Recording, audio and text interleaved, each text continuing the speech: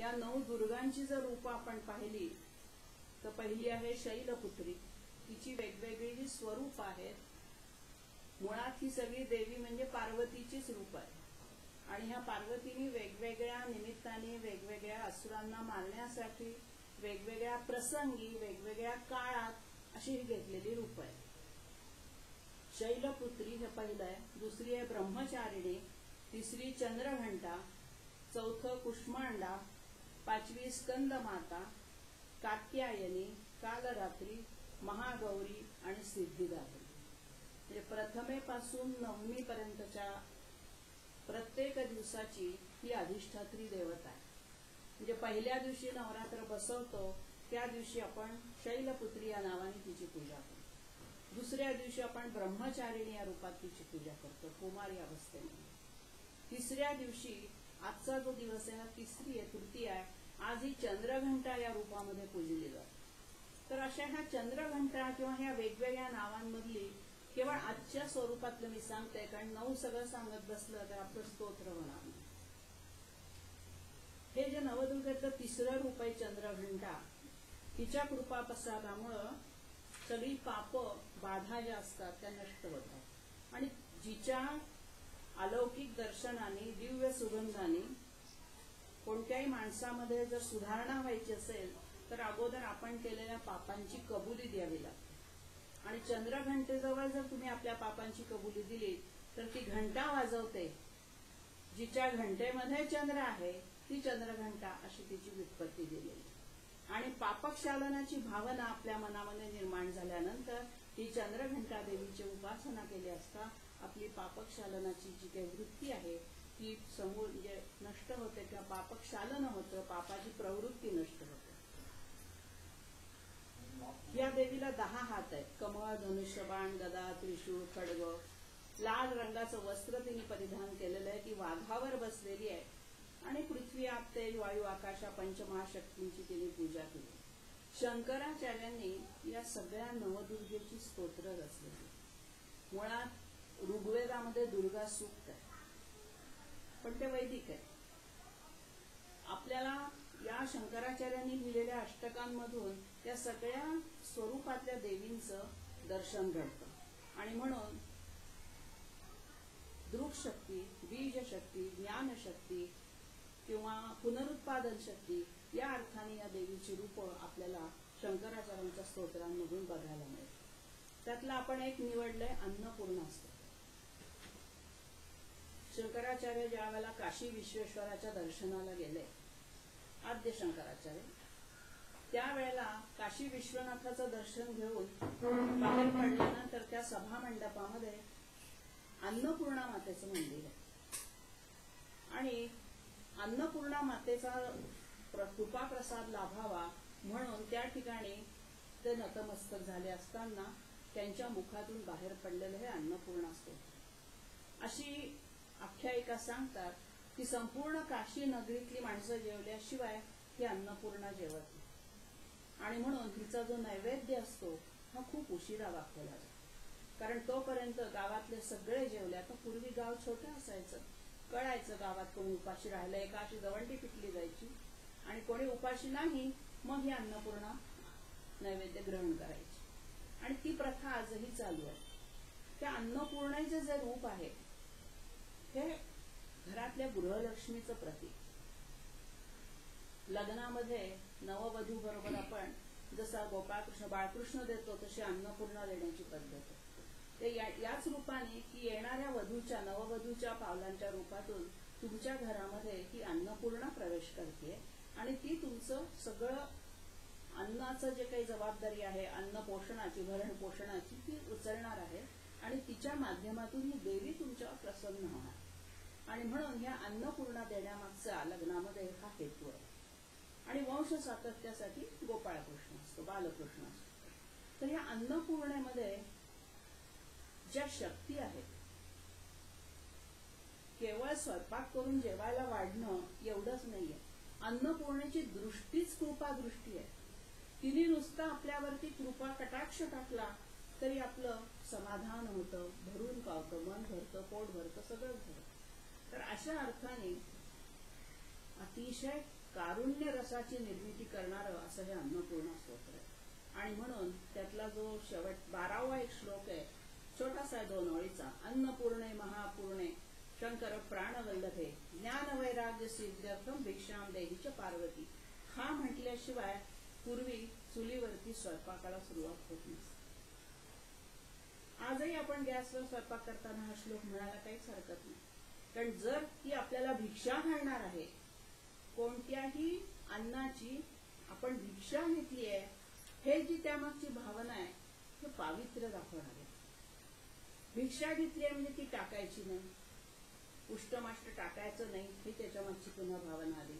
आणि देवीचा प्रसाद म्हणून आपण ती देवीकडनं घेतलेली आहे. आणि म्हणून प्रसादाने थोडा जरी प्रसाद खाल्ला तरी पोट भरतं. तसं हे अन्नपूर्णेचं जे काही स्वयंपाक आहे हा कधी कमी पडतच नाही. कितीही माणसं जेवली तरी ती पुन्हा पुन्हा ते अन्नपूर्णेची थाळी कधी रिकामी होत नाही, अशी आख्यायिका आहे.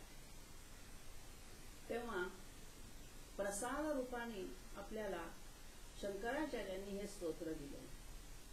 त्याची लय, त्याची चाल, त्याची गेयता, त्यातले शब्द खरोखर इतके सोपे शब्द घातलेले आहेत, परंतु ते संस्कृत असल्यामुळे आपल्याला थोडेसे अवघड वाटतात.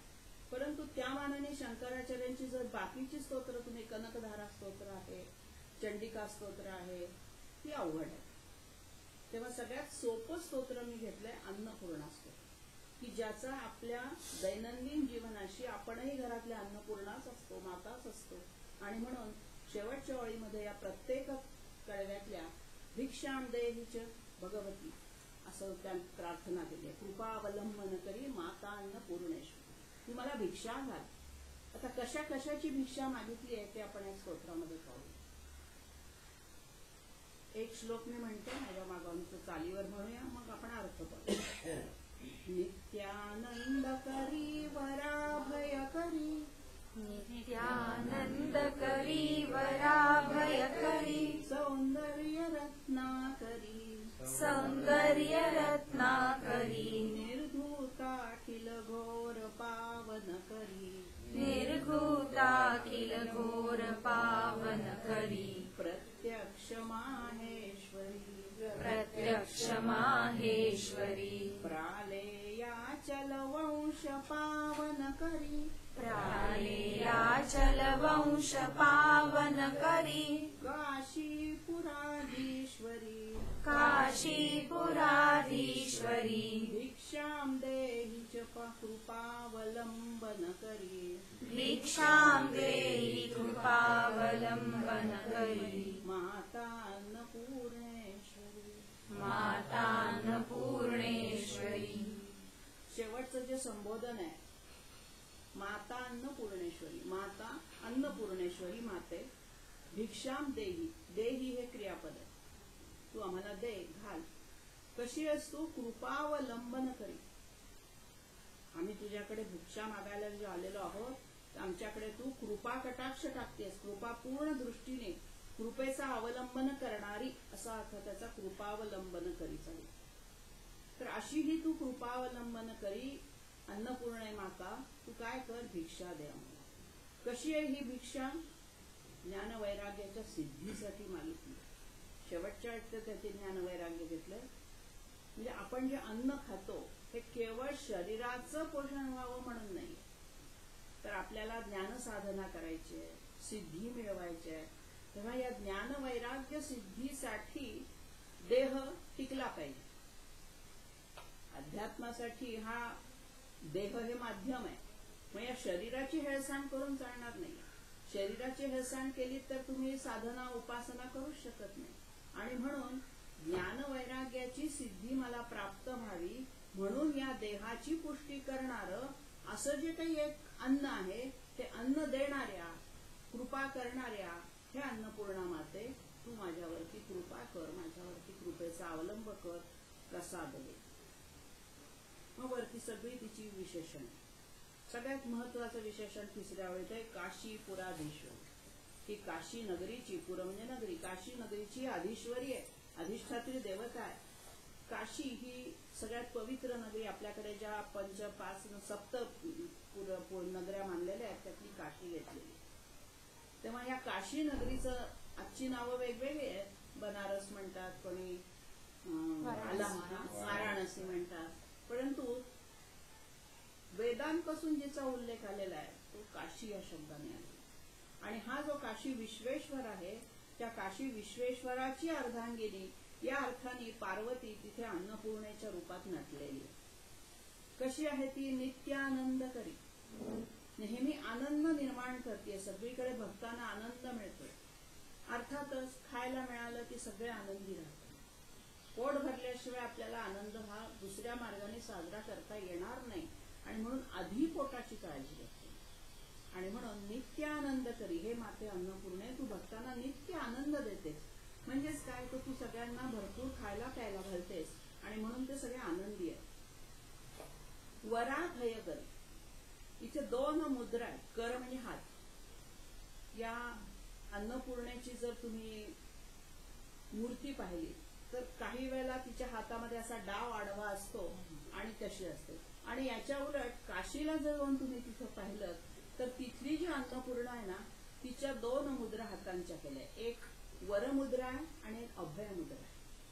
मुद्रा म्हणजे हातांची रचना सोप्या भाषेत. तर ही वरमुद्रा आणि अभयमुद्रा कशी असते, तर ही अशी जी असतो हात देवीचा ती असते अभयमुद्रा. भिऊ नकोस, मी आहे अभय. आणि वरमुद्रा जी असते ती अशी असते. त्या हातातून लक्ष्मीच्या सोन्याची नाणी पडताना दाखवलेली असतात. तेव्हा ही असते वरमुद्रा, ही असते अभयमुद्रा. म्हणून वरा अभय करी संधी केला. वर आणि अभय करी म्हणजे वरमुद्रा आणि अभयमुद्रा धारण करलेली आहे जिने हातामध्ये, अशी ही अन्नपूर्णा. सौंदर्य रत्नाकरी म्हणजे हाताच्या जर मुद्रा वरमुद्रा आणि अभयमुद्रा आहेतच, परंतु कशाची तू खाण आहेस किंवा कशाचं तुझ्याजवळ सौंदर्य आहे, तर रत्नांचं. रत्न हे मौल्यवान म्हणून आपण नेहमी उपमा देतो. आणि म्हणून सौंदर्याची खाण, सौंदर्याची रत्न जणू काही तिच्याकडे आहेत, तेजस्वी आहे, अशा या शब्दाच्या विशेषणाचा खरा अर्थ निघतो. रत्न जसं चमकतं, तेजस्वी असतं, तसं ह्या अन्नपूर्ण मातेचं तेज डोळे दिपवून टाकणार. रत्नाचं तेज आपले डोळे दिपवून टाकतं, तसं हिचंही तेज आपले डोळे दिपवतंय. म्हणून इथे तिला रत्नाची उपमा दिली आहे. म्हणजे तिचं सौंदर्य हे अत्यंत तेजपुंज असं आहे. निर्धूत अखिल घोर पावन करी, पुन्हा संधी केलाय. निर्धूत अखिल घोर. घोर म्हणजे आपली पाप. आपल्या हातनं जी काही दुष्टकृत्य पाप घडलेली असतात ती काय करते, ही निर्धूत धुवून टाकते. तिथे धुवून टाकलेली आहेत सगळी आपली पाप. मी आधीच म्हणलं पाप क्षालन करणारी ही देवता आहे. आणि म्हणून निर्धूत अखिल, अखिल घोर, शिल्लक काही ठेवत नाही. सगळी पाप तुमची तिच्या दर्शनाने नष्ट होत आहेत असं आपल्याला अभय दिलेलं आहे. आणि म्हणून निर्धूत अखिल घोर, संपूर्ण आपली पापसमूह किंवा आपली दुष्टकृत्यात जिने निराश केलाय, जिने धुवून टाकलेली आहेत, नष्ट केलेली आहेत.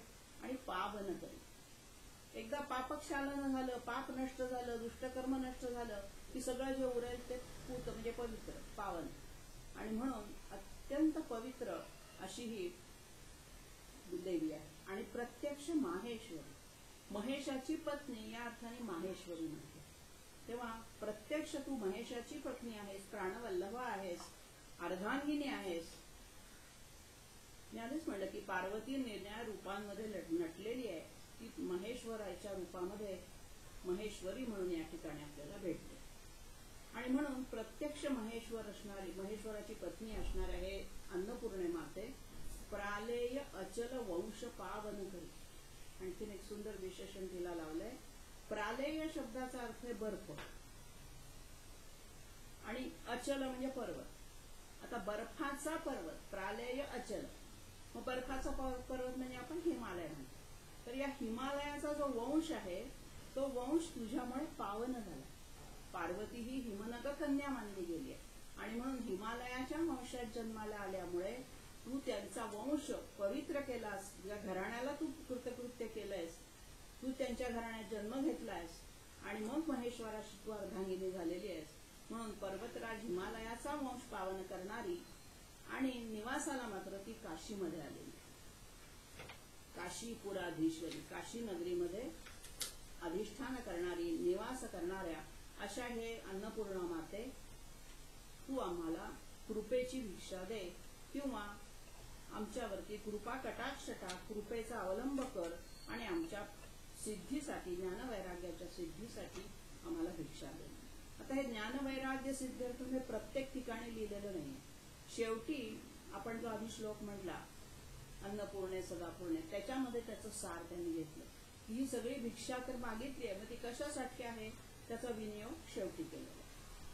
तेव्हा फक्त या कडव्यामध्ये ही जी प्रत्यक्ष महेश्वराची तेजपुंज अशी पत्नी आहे, ही आपल्याला आशीर्वादही देतीये, वर देते आणि अभयही देते. अभय कशासाठी हवंय? कारण आपल्या हातनं दुष्टकृत्य घडलेलं असतं. असा मनुष्यच नाही की ज्याच्यातून काही पाप घडलंच नाही. कितीही तो सात्विक पवित्र कितीही राहायचं म्हणला तरी त्याच्या हातून कळत न कळत काहीतरी पाप घडतात आणि म्हणून त्याला तुम्ही अभय दिलं. आणि वर कशाचा दिलाय? तर तू घाबरू नकोस, मी तुझ्या पाठीशी आहे. हे अभय दिल्यानंतर तुझ्या पोटा पाण्याची सोय मी करते. माणसाला कशाची चिंता असते? माणूस एवढा रात्रंदिवस कष्ट कशासाठी करतो? तीसभर पोटासाठी करतो. आणि म्हणून मग ह्या एकदा का पोट्या पाण्याची चिंता जर कोणी उचलली तर आपण मग दुसरं दिवसभर काही करू का? हेच कष्ट करणार, घर बसल्या बसू. म्हणून फक्त आशीर्वाद दिलेला आहे, वर दिलेला आहे की तू तुझे कष्ट कर, त्याच्यात मी तुला साथ देते.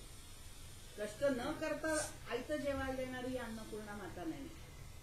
घरच्या स्त्रीने अन्न शिजवल्याशिवाय, कष्ट केल्याशिवाय आपल्या पानात येणार नाहीये.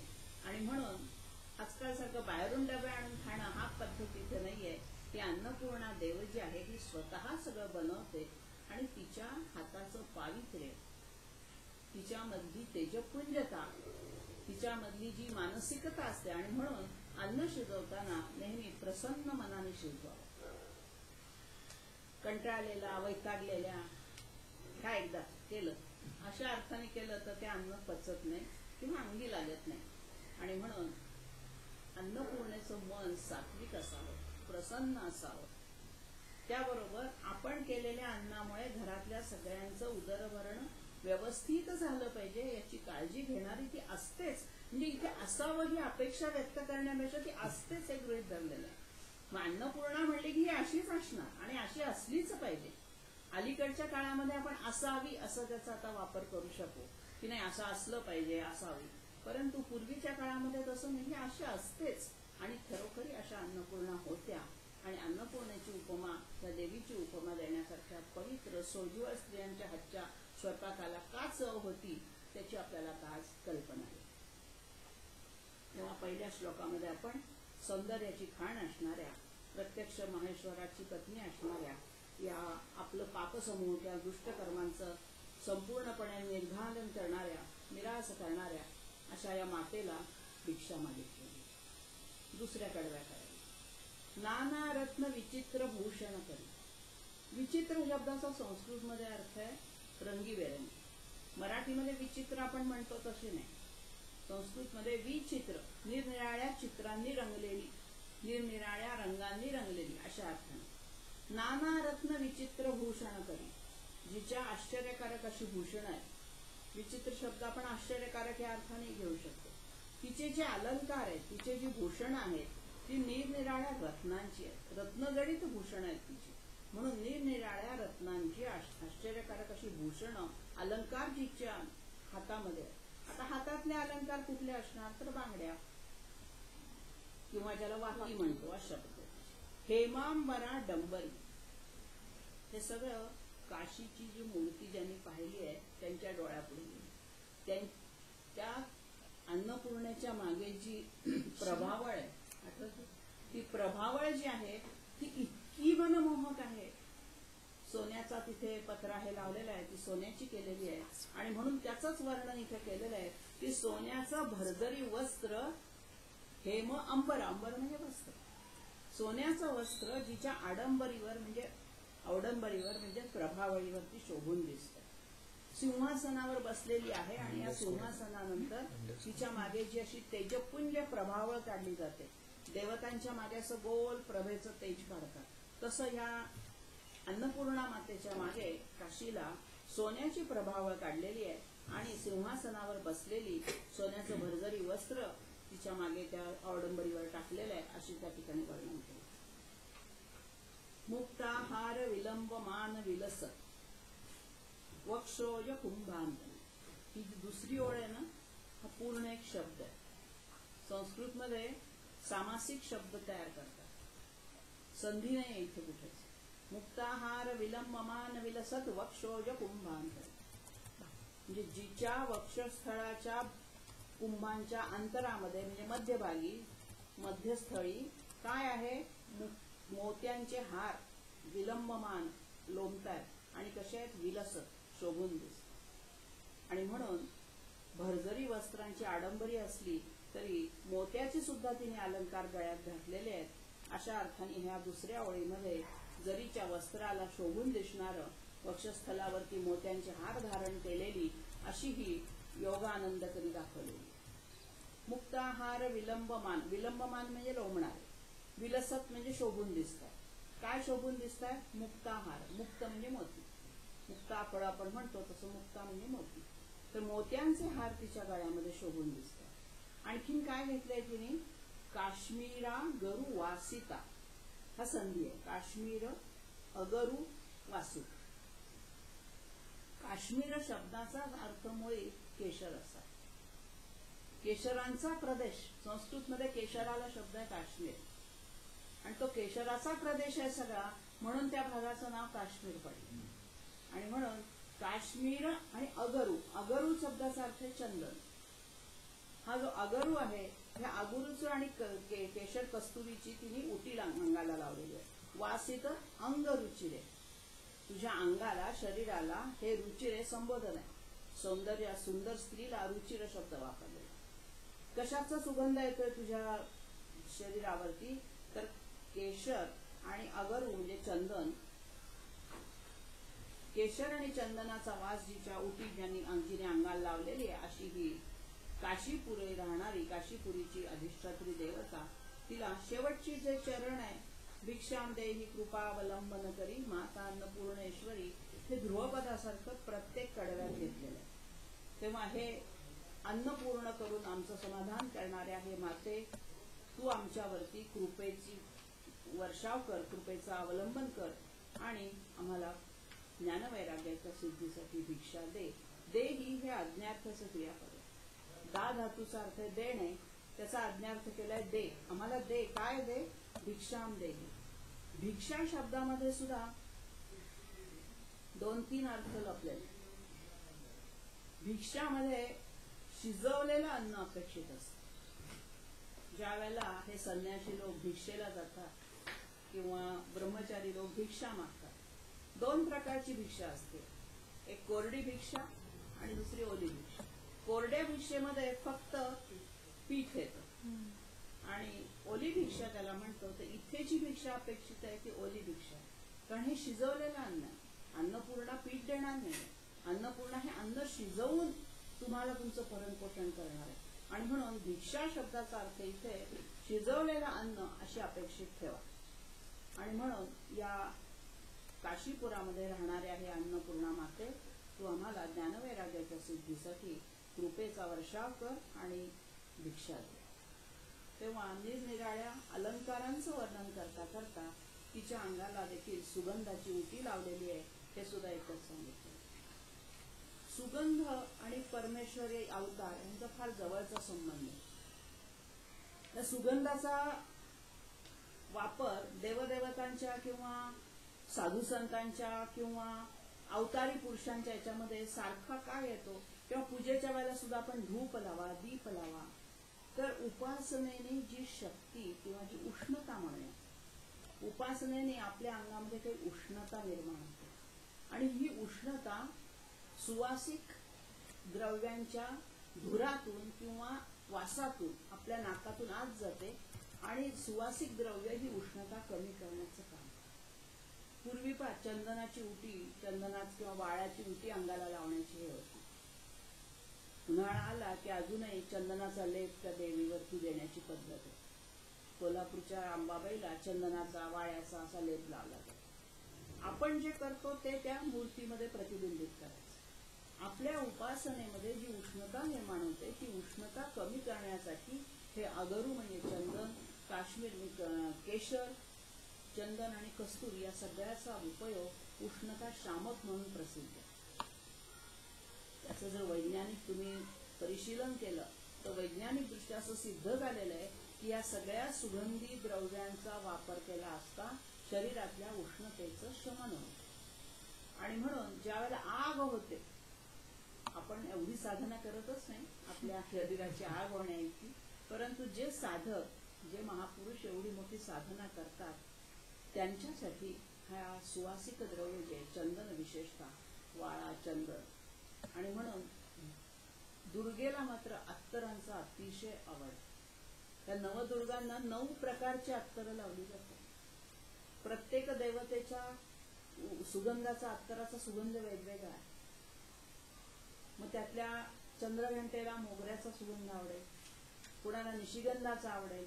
त्याचं वर्णन दिलेलं आहे सप्तशतीमध्ये. जर तुम्ही सगळ्या श्लोकांचा अर्थ बघायला गेलात तर त्या ठिकाणी तिच्या अंगी असणाऱ्या गुणधर्मांबरोबर तिला आवडणाऱ्या वस्तूंचाही संचय दिलेला आहे. कोणकोणत्या वस्तू तिला आवडतात. ही देवी 3 रूपांमध्ये आपल्याला भेटते. एक पहिली महाकाली, दुसरी महालक्ष्मी आणि महासरस्वती. 3 रूपांमध्ये भेटते. या दुर्गेची किंवा देवीची वैशिष्ट्य अशी आहे की काही ठिकाणी उग्र रूप धारण करते तर काही ठिकाणी सौम्य रूप धारण करते. तिचं जर चंडिकेचं रूप पाहिलं तर त्या काली मातेचं रूप पाहिलं ते अतिशय उग्र आहे.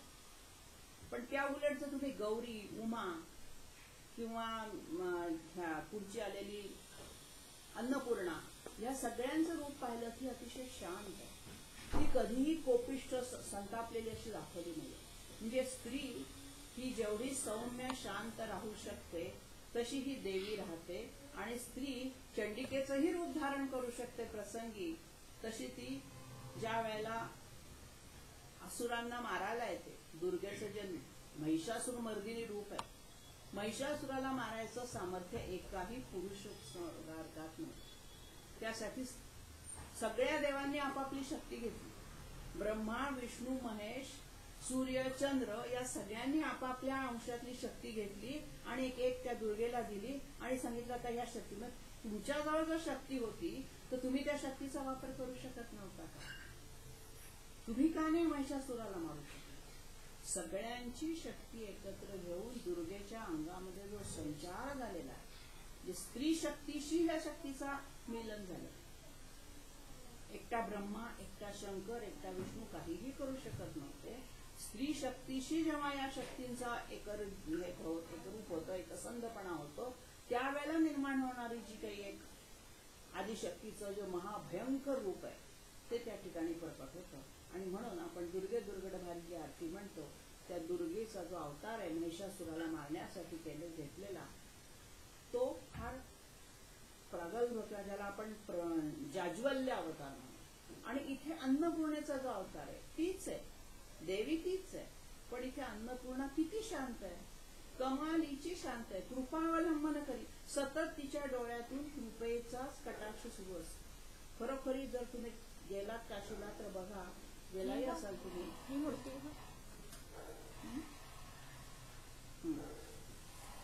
तर तिच्या डोळ्यांकडे म्हणजे तिथून हलावंसंच वाटत नाही. शंकराचार्यांना गा म्हणून तिथून हलावंसं वाटलं नाही किंवा तिथे त्यांना एवढं तिचं स्तुती करायची काय इच्छा झाली ते तिथं गेल्यानंतर आपल्या डोळ्याचं पारणं फिटतं. आणि असं म्हणतात की काशी विश्वेश्वराचं नुसतं दर्शन घेऊन काहीही पुण्य मिळत नाही. तुम्ही भैरवाचे जसे भैरवगणांचं जसं दर्शन घ्यावं लागतं तसं या अन्नपूर्णेसाठी सुद्धा दर्शन घ्यावं लागतं, तरच ती यात्रा पूर्ण होते. आणि म्हणून भिक्षां देवी कृपावलंबन करी माता अन्नपूर्णेश्वरी. तिसऱ्या कडव्यामध्ये आपण पाहिलं नाही, दुसऱ्या कडव्या, तिसरं उडूया. योगानंद करी, रिपुक्षय करी, धर्मैक निष्ठा करी. आता साधं वर्णन झालं, आता थोडंसं आध्यात्मिक वर्णन आलंय तिचं. ती कशी आहे? योगानंद करी. म्हणण्यामध्ये फार वेळ घालवत नाही, अर्थच आता वेळ आपण. हा जो योगाचा आनंद असतो ना, ज्यांना योग साध्य झाला आहे त्यांना तो कळतो. परंतु चित्ताची एकाग्रता, संयम करणं, चित्तवृत्तींचा निरोध करणं असा शब्द त्या ठिकाणी योगामध्ये वापरला जातो. समाधी अवस्थेमध्ये जाताना हा जो अद्वैतात प्राप्त होणारा जो आनंद आहे, समाधी अवस्था ही काय अद्वैताचंच लक्षण आहे. आत्मा आणि परमात्मा एक आहे, अद्वैत त्या ठिकाणी साध्य होतो योगाच्या साह्याने. आणि म्हणून असा हा अद्वैतात प्राप्त होणारा जो आनंद आहे, हा द्वैतात सुद्धा प्राप्त करून देणारी अशी ही देवी आहे. म्हणून तिला म्हटले योगानंद करी. तुझ्याकडे पाहिल्यानंतर आम्हाला योगामध्ये मिळणारा आनंद काय आहे याची प्रचिती आहे.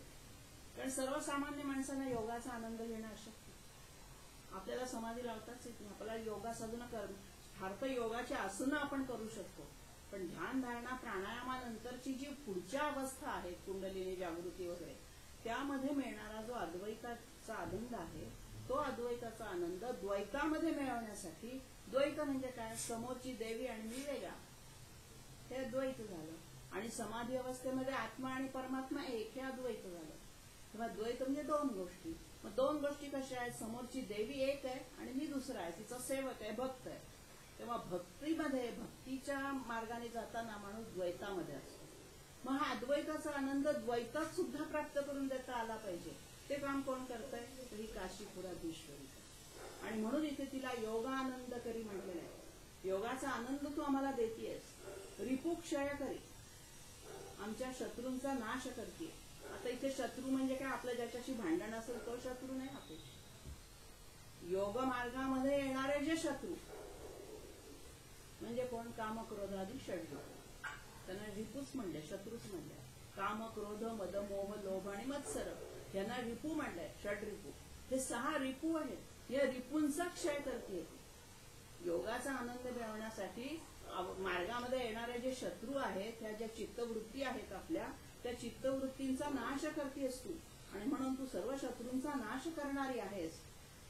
धर्मैक निष्ठा कर, संधी आहे, धर्मे एकनिष्ठा, आमच्या धर्मावरती आमची एकाग्रतेने निष्ठा प्राप्त करून देणारी अशी तू आहेस.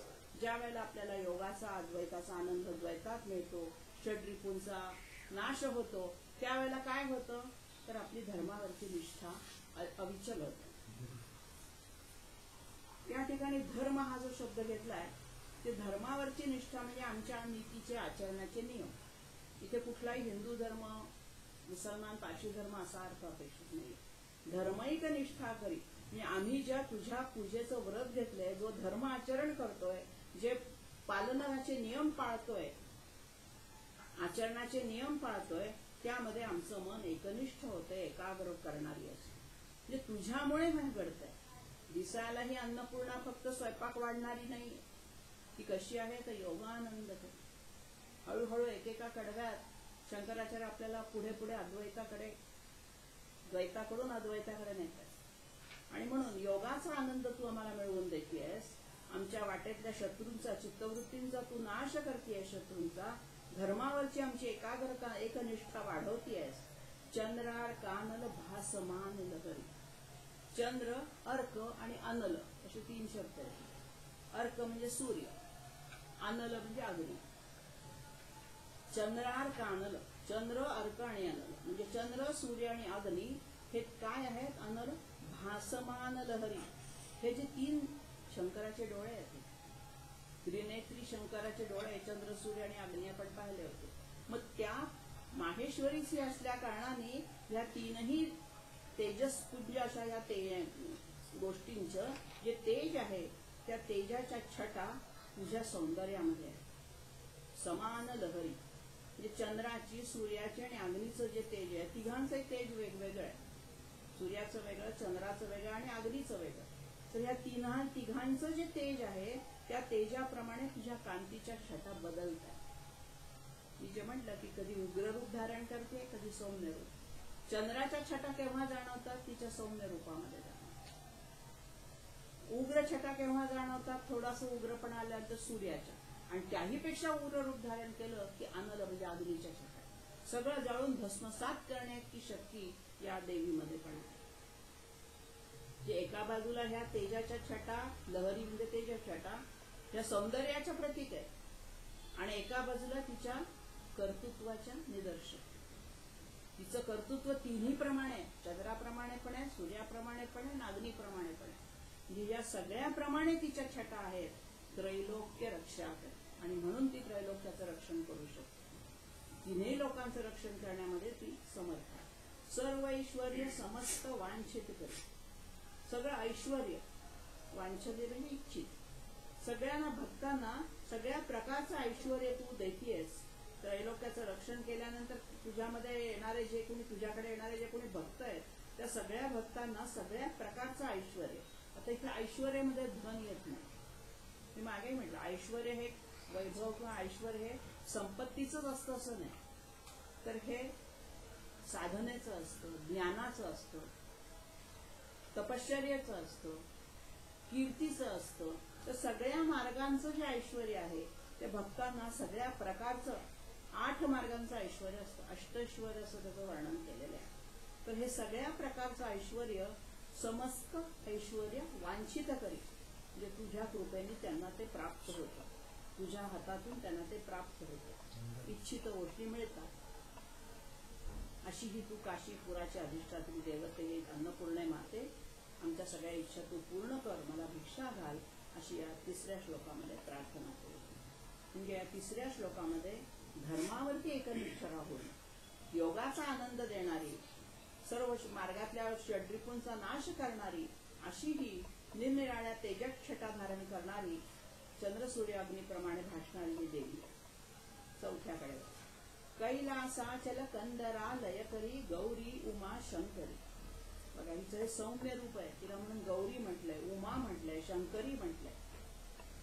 गौरवर्णीय म्हणून तिला गौरी म्हणतात. उमा जे आहे ते ऊ म्हणजे हाक मारताना ए मुली अशा अर्थाने ऊ हा हाक शब्द वापरलाय, आणि मा म्हणजे नको.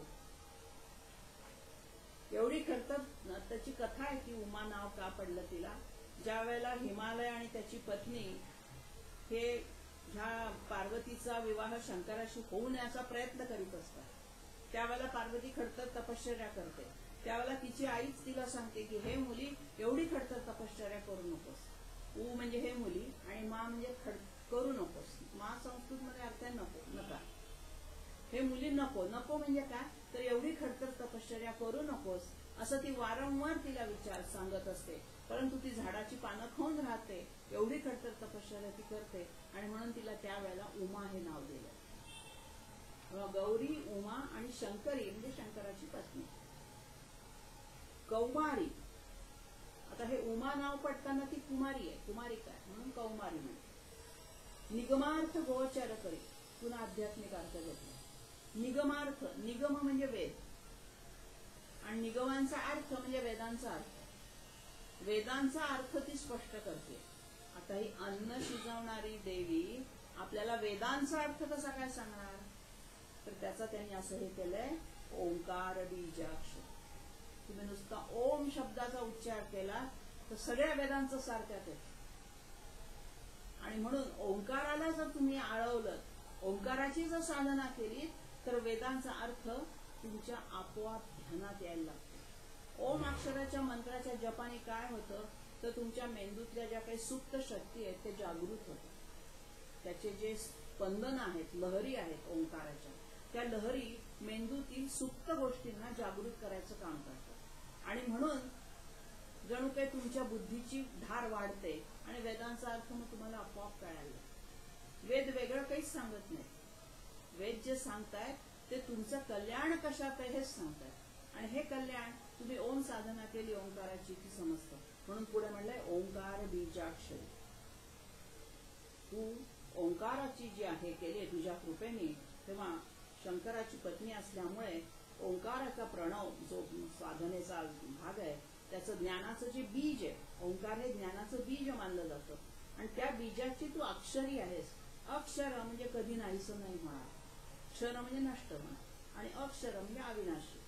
ओंकाराचं जे ज्ञानाचं जे बीज ओंकार आहे ते कधीही नष्ट न होणार आहे, आणि म्हणून ते तुझ्यामुळे आम्हाला निगमार्थ गोचर करी. गोचर म्हणजे समजणं, दृष्टोत्पत्तीस येणं किंवा लक्षात राहणं.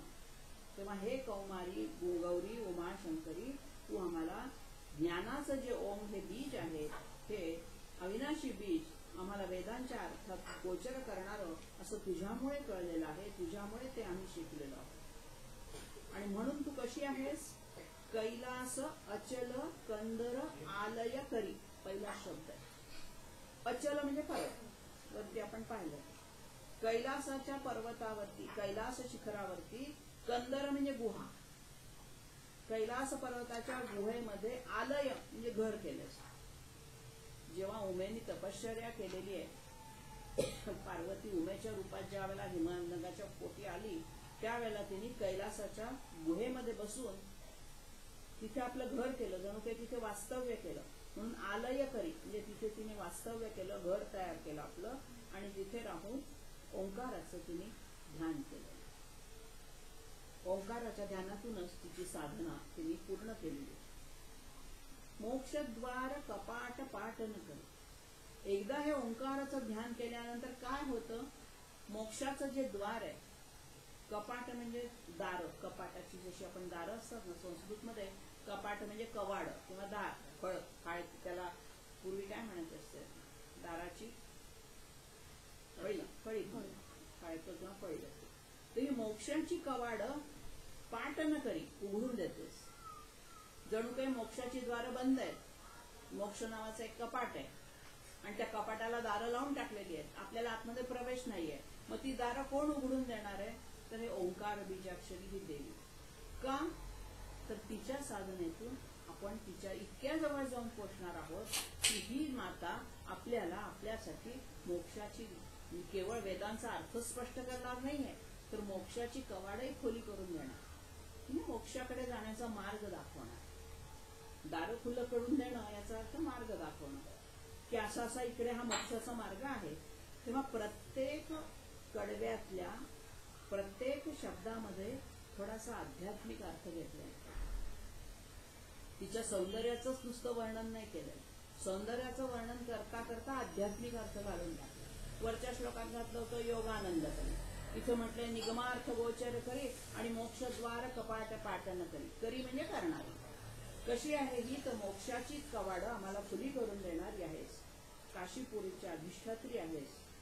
तेव्हा ओंकाराच्या साधनेने ही शंकराची पत्नी शंकरी जी आहे, ही आम्हाला अविनाशी अशा या भक्तजनांसाठी मोक्षाची दारं खुलं करून आम्हाला आध्यात्मिक मार्गावरती नेणारी आहे, असं या चौथ्या कडव्यामध्ये त्यांना सांगायचं. एकेका शब्दाची जी रचना केलेली आहे शंकराचार्यांनी, ती इतकी सुंदर उलगडत उलगडत पुढे नेलेली आहे. आधी वाटेतले रिपुक्षय केलेले, षड्रिपूंचा नाश केलेला. षड्रिपूंचा नाश झाल्याशिवाय मोक्षाकडे जाण्याचा मार्ग दिसणारच नाही. योगाचा आनंद दिलाय, रिपुक्षय केलाय, हळूहळू पुढे नेत नेत ओंकाराचं बीज कसं उच्चारायचं हे शिकवलंय. मग नंतर वेदांचा अर्थ समजायला सांगितलाय आणि मग नंतर मोक्षद्वार. आणि पुढच्या याच्यामध्ये पुन्हा पुढच्या कडव्याकडे आपण वळू, तेव्हा आणखीन आध्यात्मिक अर्थ कसा आहे तो लक्षात येतो. आता या ठिकाणी शंकरी म्हणताना कौमारीचे शब्द वापरले आणि शंकरी या दोनही विशेषणांचा अर्थ असा निघतो की कुमार म्हणजे कार्तिक स्वामी हा तिचा पुत्र आहे, आणि म्हणून त्या अर्थाने सुद्धा तिला कौमारी म्हणतात, की त्याची तू माता आहे षडाननाची कौमारी, म्हणून तिला कुमार म्हणजे कार्तिक स्वामीची आई म्हणून कौमारी, शंकराची पत्नी म्हणून शंकरी, गौरी अशी ही विशेषणं लावलेली आहेत. प्रत्येक देवतेचे हे पार्वतीचं हे जे प्रत्येक रूप आहे ते वेगवेगळं वर्णन केलं. जी शंकराची पत्नी म्हणून वर्णन केली आहे तीच कौमारी आहे, तीच गौरी आहे, तीच उमा आहे मुळात, परंतु दृश्य फरक वेगवेगळा आहे. मूळ स्वरूप तिचं तेच आहे, पार्वती देवी आदिशक्ती आदिमाय काय जे म्हणतो, पण तिची जी दृश्य रूप आहेत ती तिने भिन्न भिन्न घेतलेली, आणि म्हणून प्रत्येक ठिकाणचं सौंदर्य हे वेगवेगळं आहे असं या श्लोकांमधून त्यांना दाखवायचं. दृश्यादृश्य विभूती वाहन करी ब्रह्मांड भांडवदरी, लीला नाटक सूत्र भेदन करी विज्ञान दीपांको. फार सुंदर वर्णन केले. दृश्य आणि अदृश्य विभूती दोन प्रकारच्या असतात. विभूती म्हणजे ज्याला आपण संत सज्जन आदर्श लोक ज्याला महापुरुष म्हणूया, हे दृश्य आणि अदृश्य दोन्ही स्वरूपामध्ये आपल्या भोवती फिरत असतात. म्हणजे ह्या ईश्वराच्या ज्या विभूती आहेत त्या कधी थोर अधिकारी लोक आपल्याला भेटले की ते दाखवतात, कधी ते दडवून ठेवतात, साधेपणाने वागतात. तुकारामाच्या बाबतीत हे जास्त लागू पडतात, दृश्य अदृश्य विभूती. त्याची विभूती तुकारामाची खरं एवढं सामर्थ्य आहे, परंतु तू दाखवत नाही. तो दाखवतो मी साधा माणूस आहे, नुसता वारकरी आहे. पण पंढरीचा विठोबा त्याच्यासाठी सगळं करतोय. एवढं सामर्थ्य जे त्याचं आहे ते फक्त काही भक्तांना जाणवतं, त्याच्या पत्नीला सुद्धा ते जाणवू देत नाही. आणि म्हणून दृश्य आणि अदृश्य अशा दोन्ही प्रकारच्या ज्या ईश्वराच्या विभूती आहेत, सामर्थ्य आहे, जे अधिकारी लोक किंवा देवता आहेत, त्या सगळ्यांचं काय करतेस तू? ब्रह्मांड भांडवदरी, सगळ्यांचं तू पोट भरण्याचं काम करतेस. हे ब्रह्मांड जे आहे, या ब्रह्मांडाचं जे भांड आहे, त्या भांडाचं उदर म्हणजे पोट आहे, ते सगळं तुझ्यामध्ये सामावलेलं आहे. तूच त्याचं परिपूर्ण असं उदरभरण करते. तेव्हा या सगळ्या विभूतींची तू कशी आहे? वाहन करते. तू वाहून नेतेस या विभूती, सगळ्या पुढे नेण्याचं काम करतेस.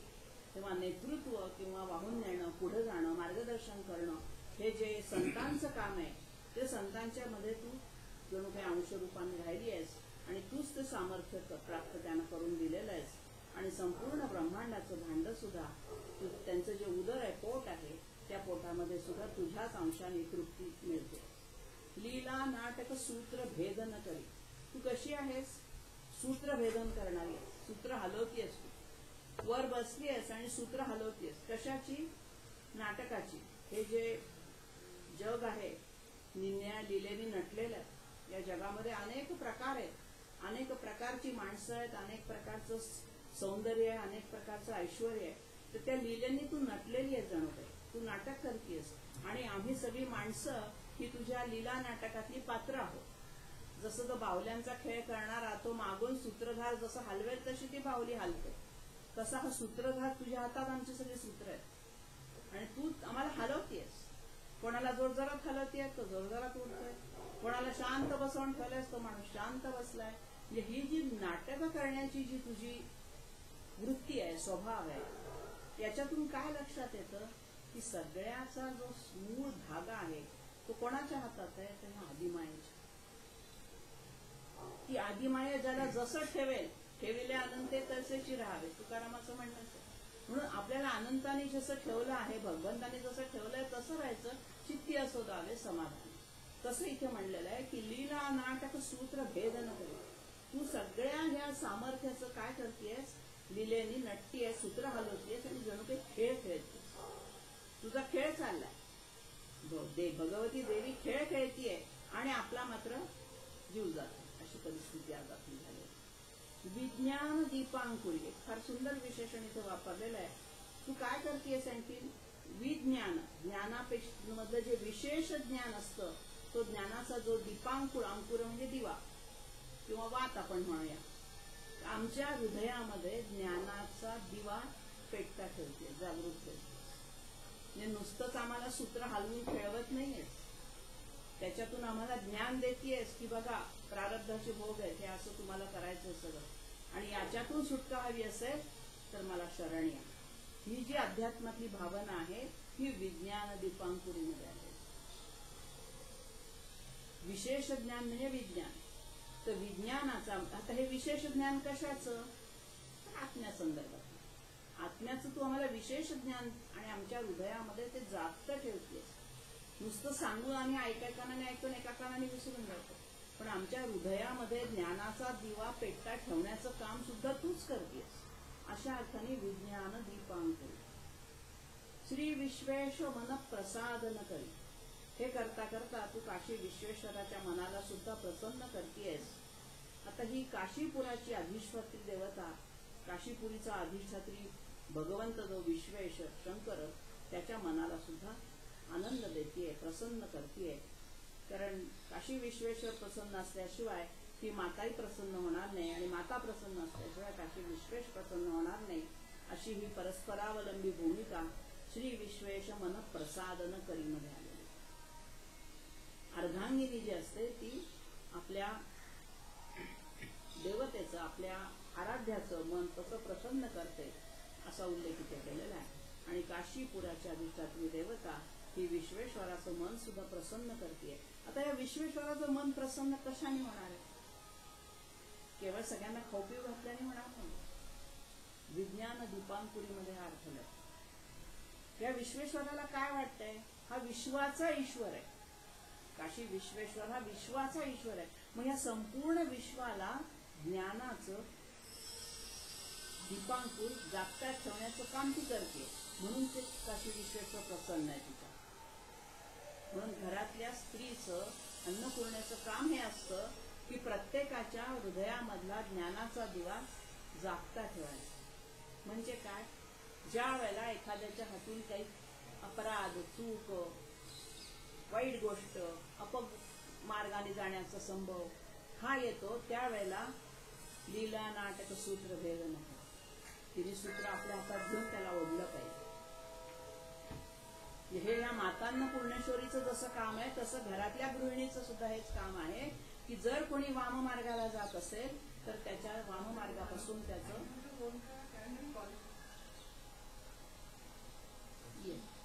तर या पद्धतीने ह्या विज्ञान दीपांकुरी या देवीने आपल्यावरती सगळी सूत्र आपल्या हातात घेतलेली आहेत. तशी घरातल्या अन्नपूर्णाने सुद्धा सगळी सूत्र आपल्या हातात घ्यायची आहेत आणि कोणालाही वाममार्गाला जाऊ द्यायचं. आपण जसं अन्न खातो तशी बुद्धी होते.